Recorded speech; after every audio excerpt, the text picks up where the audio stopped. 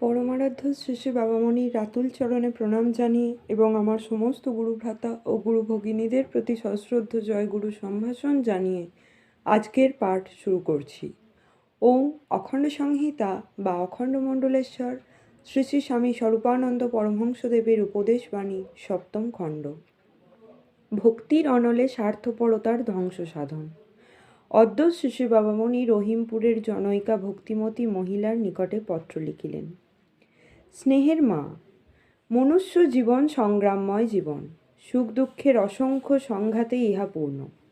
এই অফুরন্ত দ্বন্দ্ব কোলাহলের মধ্যে হৃদয়ের বল অটুট অক্ষত রাখিবার একমাত্র পন্থা শ্রী ভগবানের অমৃতময় নাম। সহস্র অশান্তির মধ্যেও নামই অন্তরে শান্তির মলয় হিল্লোল প্রবাহিত করে, দগ্ধ হৃদয়ে স্নিগ্ধ চন্দন প্রলেপ মাখিয়া দেয়। তার নামকেই তার সত্যরূপ জানিয়া, তার নামকেই তার শ্রেষ্ঠ বিভূতি জানিয়া, তার নামকেই তার সাক্ষাৎ বিগ্রহ জানিয়া মনে প্রাণে এই নামের সেবাই নিজেকে সম্পূর্ণরূপে নিমজ্জিত করিয়া দাও মা। নামের সুধা সমুদ্রে অবগাহন করিয়া অমরত্ব লাভ করো। সংসারের কর্তব্য তোমাকে পিছন হইতে আহ্বান করিবে, যাহা কর্তব্য তাহা হইতে বিরত হইতে তোমাকে বলিব না।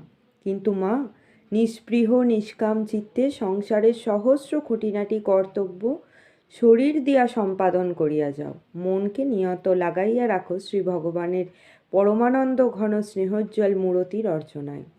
ভক্তির আরতি লাগাও, নিজের প্রচ্ছন্ন ও অপ্রচ্ছন্ন সকল স্বার্থ লোলুপতাকে ধুনচির আগুনে জীয়ন্তে দগ্ধিয়া মারো। জয় গুরু।